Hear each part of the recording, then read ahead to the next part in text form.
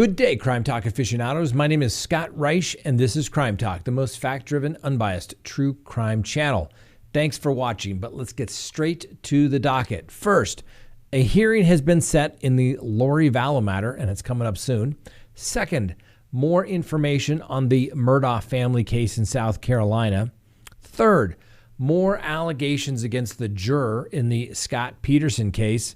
Could he get a new trial? The George Floyd family says there wasn't enough justice. Case files have been released in an important historical case. Wow, this would be interesting to go check out. People will lie about the craziest things. And then finally, our dumb criminal contestant of the day and our winner from last week. Let's talk about it.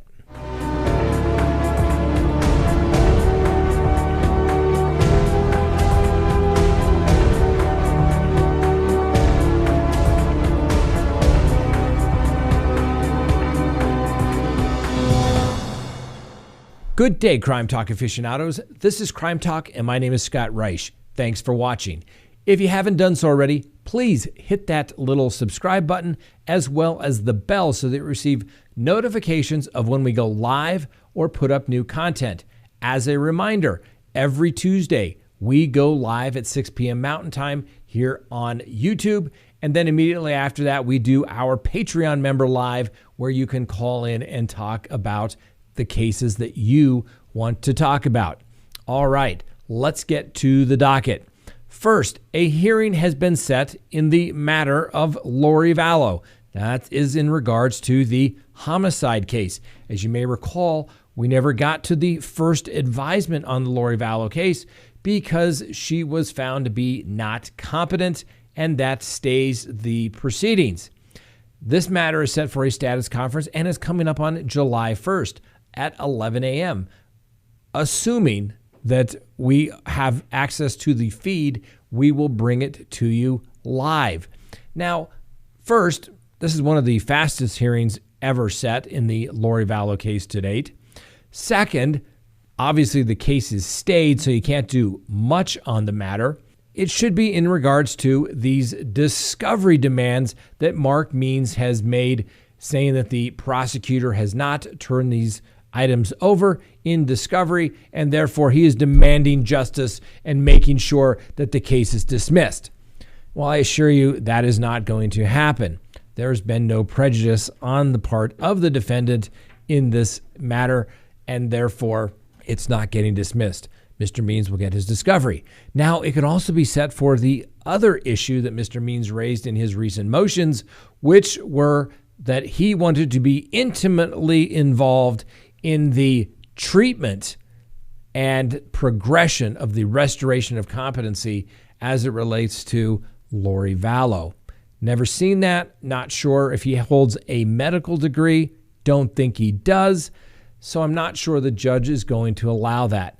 But as always, when Mr. Means speaks, you know it's going to be interesting. So we'll try to bring it to you. All right. On a little side note, I have not watched it yet, but I think it's going to have to be my homework. Apparently, the Lori Vallow story has come out on Lifetime called Doomsday Mom, the Lori Vallow story. Now, I personally have not watched it. However, a trusted member of the crime team staff has watched it, and she says multitask.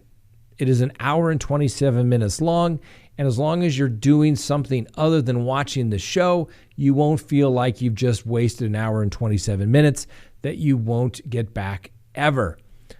Apparently, there are some twists where the theory as to who disposes of the bodies somewhat goes against the theories of the prosecutors. And of course, we'll have to wonder, is there a part two? Is there a sequel to this, since obviously this movie was made before the final take has been taken in the criminal case.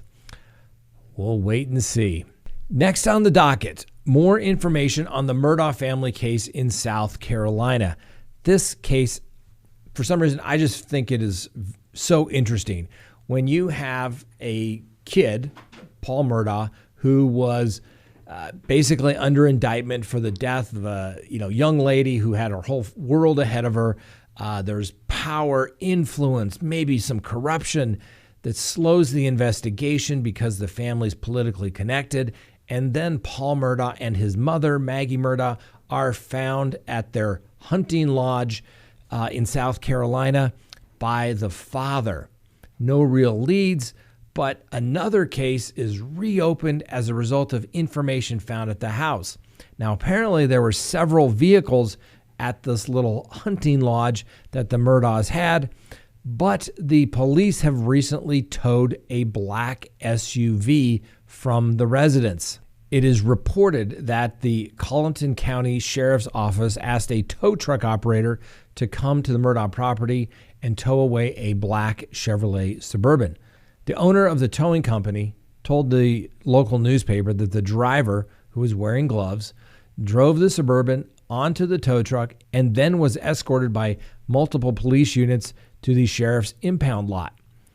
According to the driver, he did not report anything to his boss, that he did not notice any bullet holes or blood in the SUV.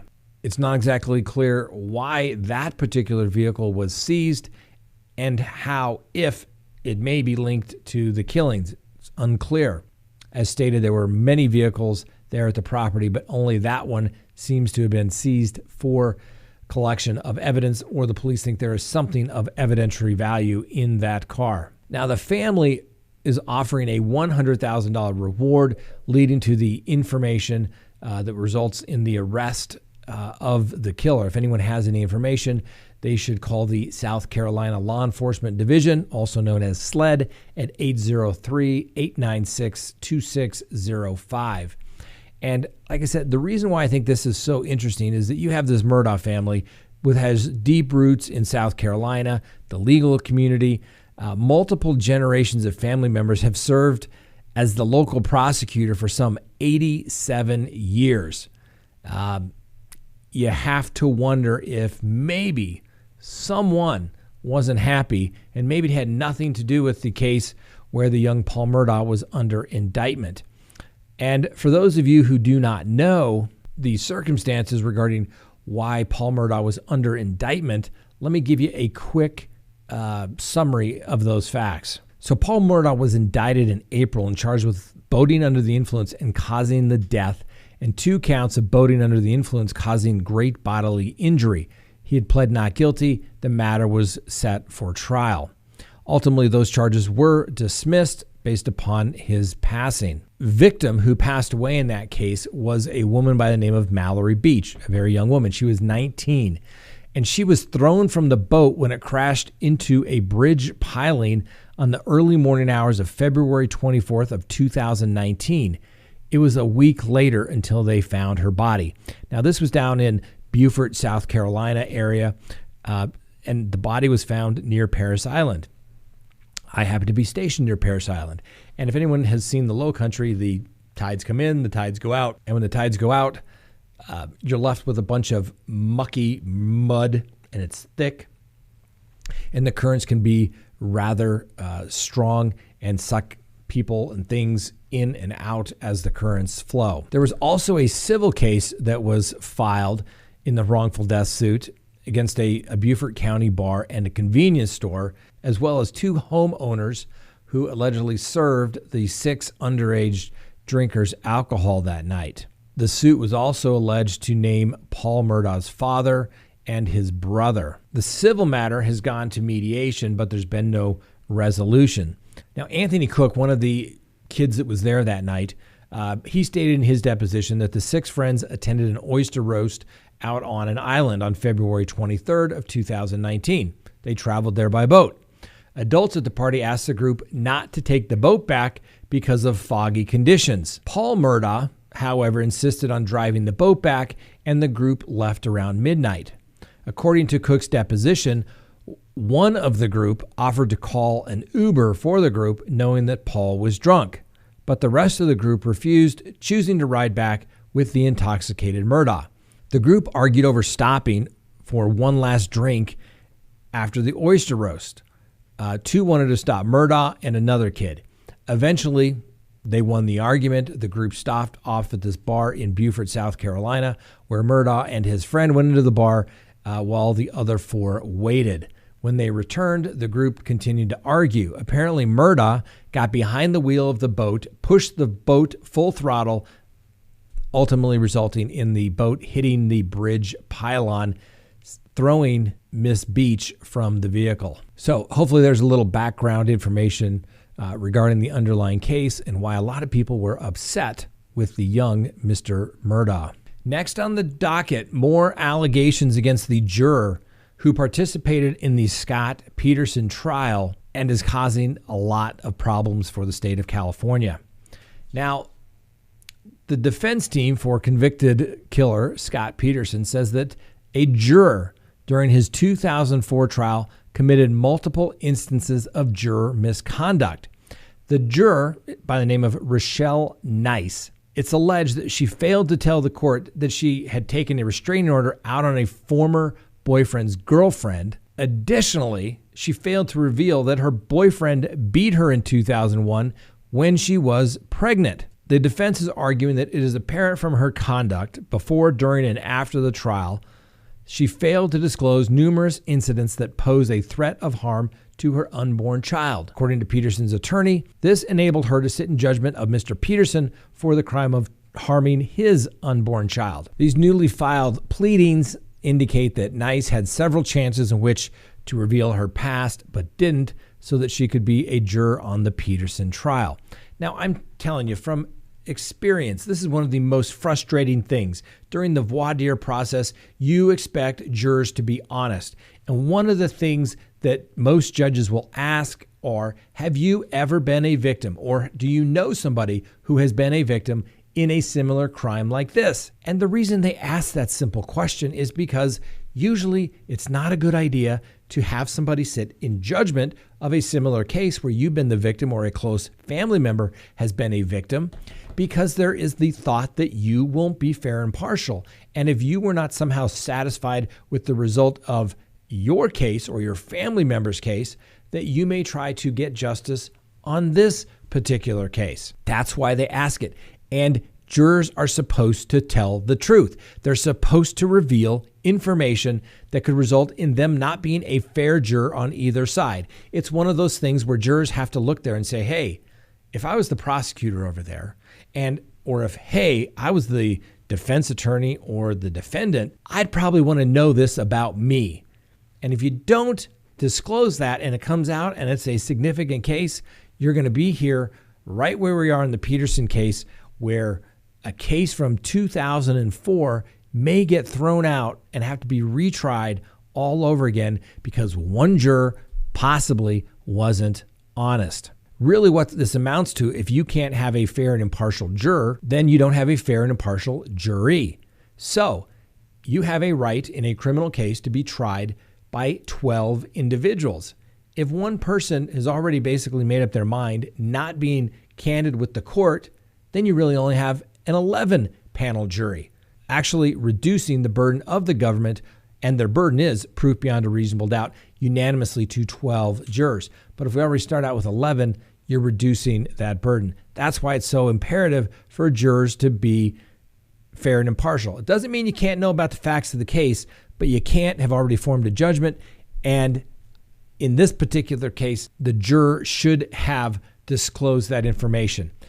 Now, something else about Miss Nice, which is very odd to me, is that apparently, well, she wrote a book about her experience on the Peterson trial, but apparently she was then in therapy, and she wrote to Scott Peterson when he was on death row at the suggestion of her therapist. She was quite surprised that Scott Peterson wrote her back, said he had no ill will toward any of the jurors, but always maintained his innocence. And Peterson apparently asked for some tips on how to pass the time in these exchanges back and forth, and she suggested crossword puzzles.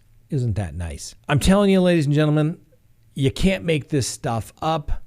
It is made for like a Lifetime movie and then some, because it's just bizarre.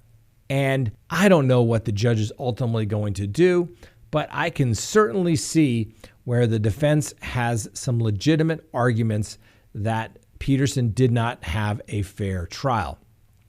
The defense claims that they can completely blow the prosecution's timeline out of the water in this particular case and show that Scott Peterson has been wrongfully accused and convicted.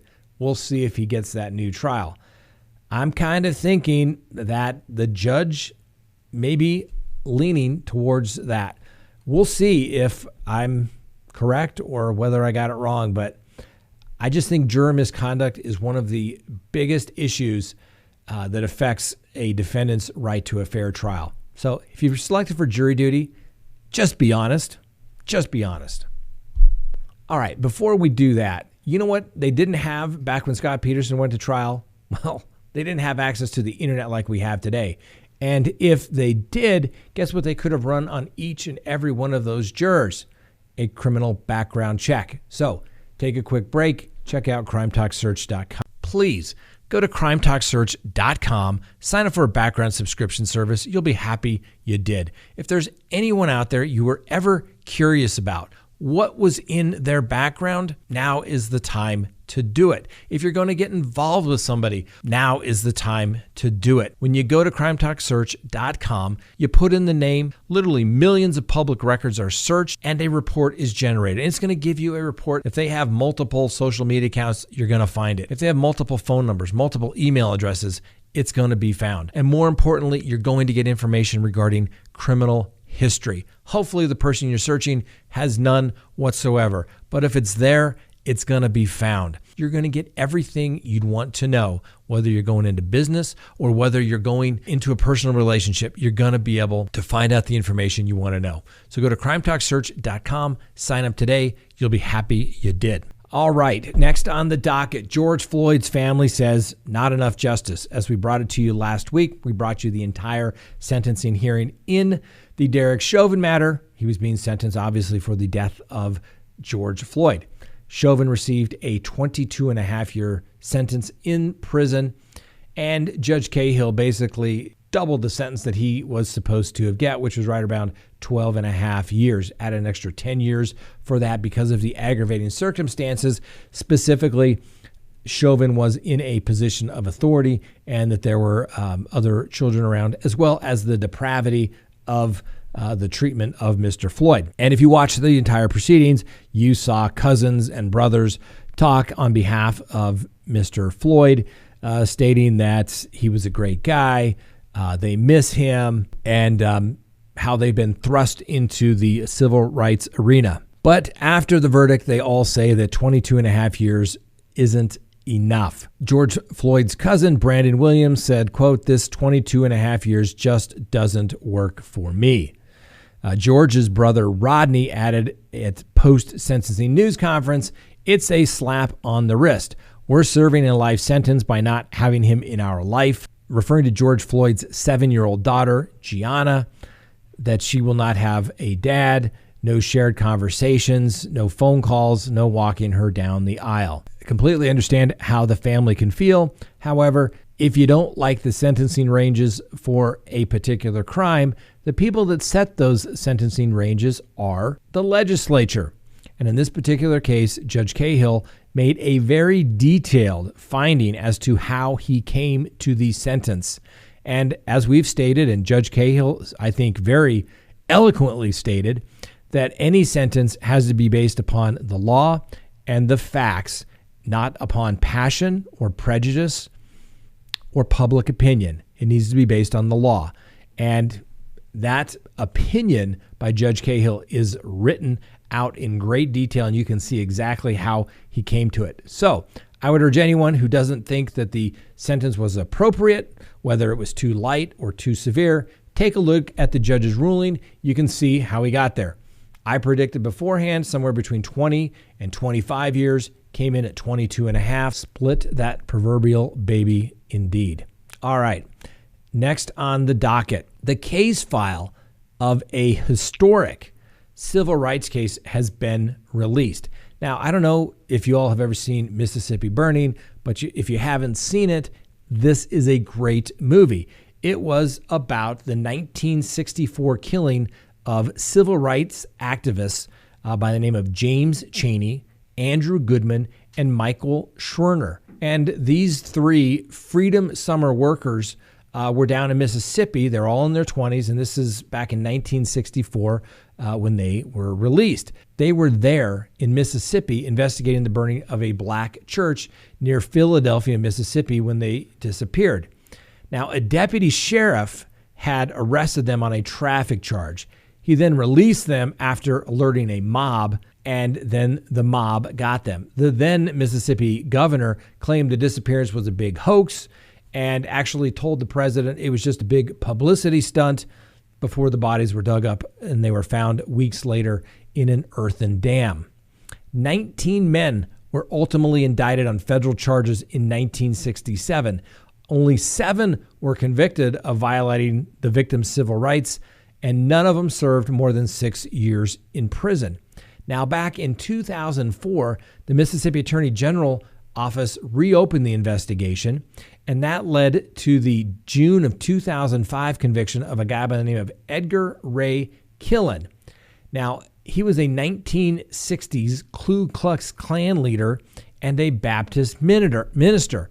He was charged with manslaughter. Now, during the trial back in 2005, witnesses testified that on the night of the killing, June 21st, 1964, Killen went to Meridian to round up carloads of Klansmen to ambush the 3 young men, telling some of the Klanmen to bring plastic and rubber gloves. Witnesses then said that Killen then went to a Philadelphia funeral home as an alibi while the fatal attack occurred. Killen died in 2018 in prison, and the Attorney General at the time, Jim Hood, officially closed the investigation. Well, now all of the previously sealed material dating from 1964 to 2007 has been transferred to the Mississippi Department of Archives and History from the Mississippi Attorney General's office. These documents are all available for viewing at the William F. Winter Archives and History Building in Jackson, Mississippi. The file includes Federal Bureau of Investigation memoranda, research notes, and federal informant reports and witness testimonies. There apparently are also photographs of them exhuming the bodies, the autopsies, as well as the photographs, aerial photographs from the burial site. Now, yes, this case is old, but it is a significant historical case. And I would love to read those documents. Maybe we have to take a road trip to Mississippi because I'd love to see if we could just get them all online, or maybe somebody could copy them. But can you imagine the dead ends that the police ran into in 1964 in Mississippi with no one wanting to cooperate? I mean, we had 3 deceased young men and nobody would cooperate. But ultimately, they broke the case. Wasn't a perfect result, but they at least got some justice given the circumstances. So I think it'd be interesting to see how the detectives worked that case indeed. If anybody in Mississippi knows how I could get a copy of that, please let me know. All right. People will lie about the craziest things. Now, I am sure I'm going to mispronounce these names. So I'm just going to do my best. Okay? Don't beat me up for it.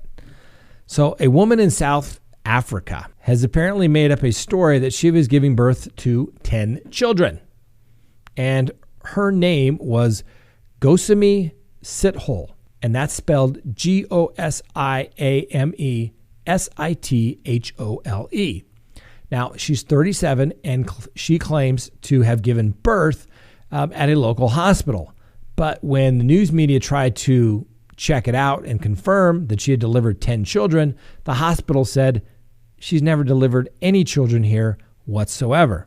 Apparently, Miss Sithole went to a family's house and some social workers showed up, and they are putting her in a psychiatric ward for mental health evaluation. It's unclear why Miss Sithole, who has 6-year-old twins, decided to make up this phony story with her husband involved. They did, however, set up a GoFundMe page. Now, this is almost dumb criminal contestant type material here, because you would think that if people gave money for your birth of 10 children, that they'd probably want to see a picture at the hospital. Oh, and that's right, you'd have to give the money back. Well, it turns out the police checked it out and she was never even pregnant. Why people lie about the craziest things? Was it for the money? Was it because maybe she has some mental health issues? I don't know. The cynical side of me said it was for the money. All right, next on the docket, our dumb criminal contestant of the day. But before we do that, let's announce the winner.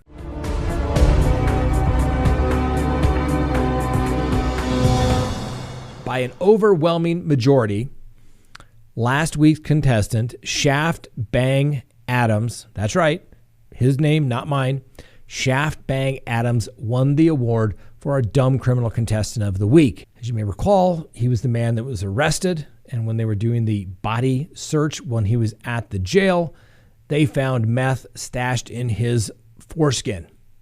That's right, his foreskin. I still want to know what was the aha moment where he said, hey, where can I stash my stuff? Let me think about it for a second. Wow. Anyway, he won, and he won big. That's right. He's going to get a Crime Talk mug. I just hope that he doesn't try to stash it the same place where he hid his drugs. All right. Congratulations, Mr. Adams. You were our dumb criminal contestant of the week.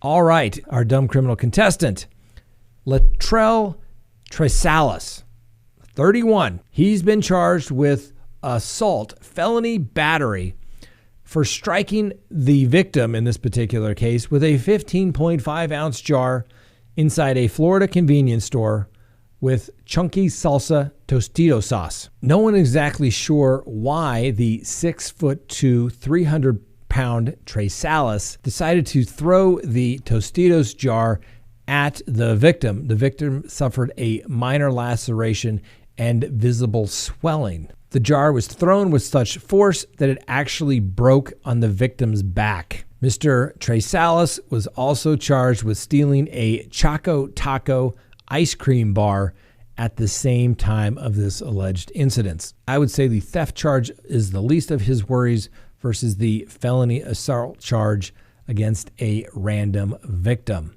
Keeping with our food theme over the last several weeks, Mr. Tresalis, you are a dumb criminal contestant of the day. Congratulations. I know there's going to be a lot more competition throughout the week, but we'll see if you can hang on for number one. As of right now, you are one of one. All right, that's all we have for you today.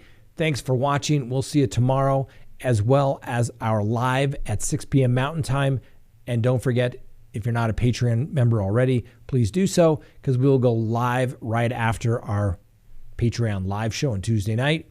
But on the Patreon show, you can call in and we can have a conversation. Thanks for watching. We'll see you next time on Crime Talk.